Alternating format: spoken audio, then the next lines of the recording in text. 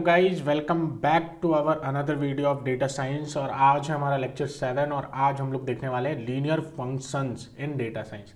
Linear functions है क्या, ये देखेंगे। लेकिन इससे भी पहले हम लोग चेक करेंगे कि क्यों डेटा साइंस के अंदर ये मैथ का क्यों सबसे ज़्यादा यूज है। लाइक ठीक है, डेटा साइंस वाई हम लोग ऐसा देखने वाले हैं, वाई मैथ। ठीक है, ऐसा कर लेते हैं हम लोग, इसको वाई मैथ्स लिख लेते हैं। ठीक है, तो हम लोग ये देखने वाले हैं कि क्यों हमें फंक्शंस और लीनियर फंक्शंस की हेल्प लग रही है, क्या होने वाला है फंक्शन से, क्यों मैथ पढ़ने वाला है। तो सबसे पहले तो मैं वाई मैथ को डिस्कस करूंगा। अगर आप एक मैथमेटिकल फंक्शंस के बारे में अगर जानते हैं तो आपको ये भी आइडिया होगा कि अगर हमें किसी भी डेटा के अंदर से हमें एक पैटर्न फाइंड आउट करना है, या फिर आप बोल सकते हो एक लॉजिक को बनाना है, बिल्ड करना है एक लॉजिक को डेटा के हेल्प से, उसके लिए हमें मैथमेटिक्स की जरूरत पड़ेगी, मैथमेटिकल फंक्शंस की जरूरत पड़ेगी। लेट्स सपोज कि हमें हो सकता है आगे जाकर लीनियर लाइन बनाना पड़े, हो सकता है आपको स्लोप निकालना पड़े, इंटरसेप्ट निकालना पड़े। ठीक है, तो ये सारी चीजें हम लोग देखेंगे कि स्लोप क्या होता है, इंटरसेप्ट क्या होता है, कैसे हम लोग लीनियर लाइन बनाएंगे किसी भी डेटा का यूज करके। ठीक है, अगर हम लोग बात करें तो हमारे पास रोज एंड कॉलम होते हैं। लेट सपोज कॉलम के अंदर अगर मैं बात करूं एवरेज पल्स की, जो हम लोग डेटा देख रहे हैं यहाँ पे एवरेज पल्स है ना, और एक कैलोरीज बर्नेज, ये दो डेटा लेते हैं अभी। तो लेट सपोज कि average pulse and calories Bernays, ये हमारे पास दो डेटा है, राइट। अगर आप लोग यहाँ पे टेबल देख पा रहे होगे तो देखो यहाँ पे टेबल, तो ये दो डेटा हैं हमारे पास। कॉलम्स तो बहुत ज़्यादा हैं, लेकिन हम लोग चाहते हैं कि सिर्फ और सिर्फ इसके बीच में हम कंपेयर करें और इसके बीच में मैथ की लॉजिक्स लगाएं और देखें कि क्या रिजल्ट्स आता है, आगे हम प्रिडिक्शन कर पाएं। तो अगर हमें प्रिडिक्शन करना है, अगर इन दोनों में लेट सपोज कि हमारा एक लॉजिक फाइंड आउट हो गया कि भैया जब एवरेज पल्स 80 था तो इसकी कैलोरीज बर्नेज 240 थी, जब एवरेज पल्स 90 हुआ तो इसकी कैलोरीज बर्नेज 260 हो गई, जब एवरेज पल्स आपका कितना हुआ 100 हुआ तो इसकी कैलोरीज बर्नेज 280 होगी। आपको क्लियर दिख रहा होगा कि 20 का इंक्रीमेंट आ रहा है यहाँ पे 10 के इंक्रीमेंट के बाद, तो इसके बीच में एक रिलेशन तो चलो मिला कि मतलब अगर हमें कैलोरीज बर्नेज फाइंड आउट करना है तो on the basis of average pulse हम लोग फाइंड आउट कर सकते हैं। अगर मैं यहाँ पे बोलूँ आपको कि अगर एवरेज पल्स 135 होगी तब इसका क्या होगा कैलोरीज बर्नेज, वो आप निकाल सकते हैं on the basis of this data. तो इसके लिए आपको क्या जरूरत पड़ेगी, लीनियर रेग्रेशन टेक्निक्स आपको यूज करने पड़ेंगे, स्लोप फंक्शंस वगैरह बनाने पड़ेंगे। मतलब कि जो हम डेटा के ऊपर पैटर्न और लॉजिक फाइंड आउट करते हैं उसके बाद हमें डिसीजंस भी लेने होते हैं। ठीक है, ऐसा नहीं है कि सिर्फ पैटर्न फाइंड आउट कर लिया हो गया, नहीं, हमें ये प्रिडिक्ट भी करना होता है कि अगर हम लेट सपोज अभी एवरेज पल्स की बात कर रहे थे तो एवरेज पल्स के 135 वैल्यू पे हमारा कैलोरीज बर्नेज क्या होने वाला है, ये डिसीजंस भी हम ले सके। ये चीज तभी पॉसिबल होगा जब हम मैथमेटिक्स के लीनियर फंक्शंस को अच्छे तरीके से समझेंगे। अब बात करते हैं लीनियर फंक्शंस की। मैथ के अंदर तो क्यों मैथ जरूरी है आपको समझा दिया, और आई होप कि अभी क्लियर हो गया होगा आपको कि मैथ्स क्यों जरूरी है।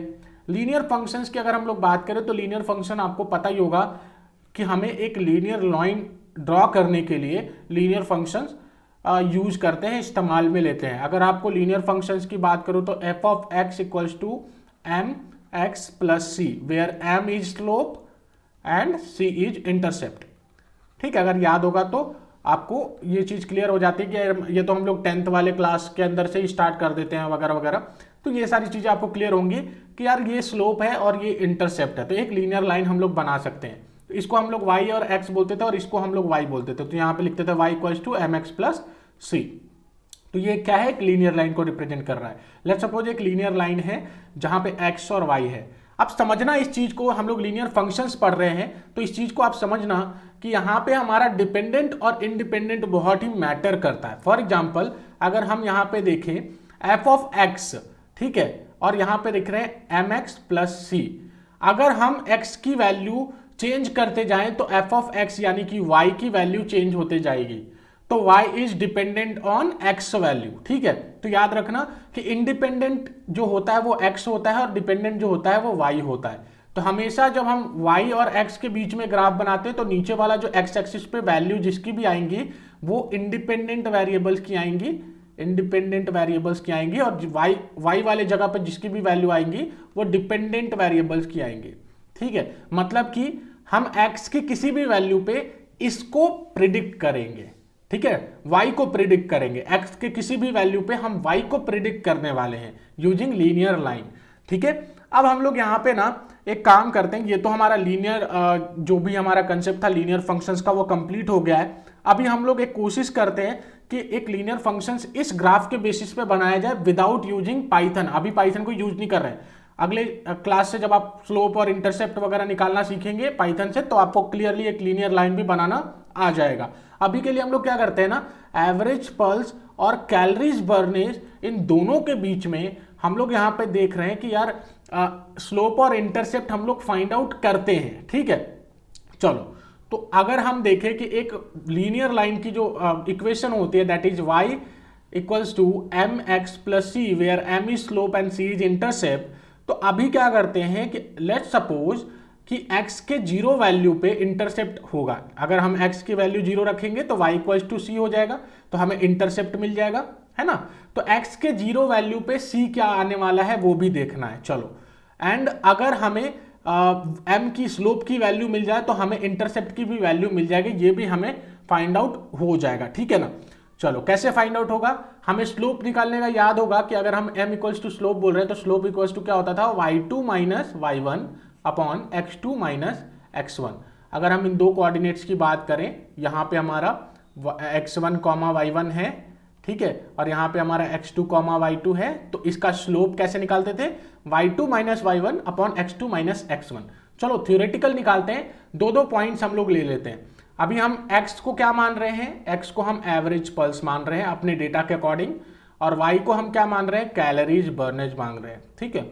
यहाँ पे अगर डेटा को मैं फिर से दिखाऊं आपको तो देखो, x को हम एवरेज पल्स मान रहे हैं और y को हम अपना कैलोरीज बर्नेज मांग रहे हैं। कैलोरीज बर्नेज हमें प्रिडिक्ट करना है on the basis of average pulse, ठीक है। अभी मैं क्या करता हूं ना कि दो पॉइंट लेता हूं, देखो यहाँ पे एक ये हो गया और एक ये हो गया, इन दोनों का पॉइंट ले लिया, मतलब x1 हमारा 80 है और x2 हमारा 90 है। चलो यहाँ पे लिखते हैं x1 हमारा 80 है और x2 हमारा 90 है।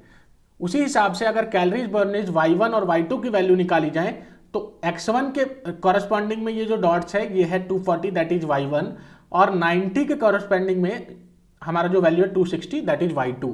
तो हम लोग यहाँ पे क्या करते हैं, y1 और y2 की भी वैल्यू नोट डाउन कर लेते हैं।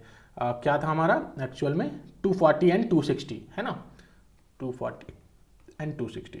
चलो स्लोप की वैल्यू निकाली जाए।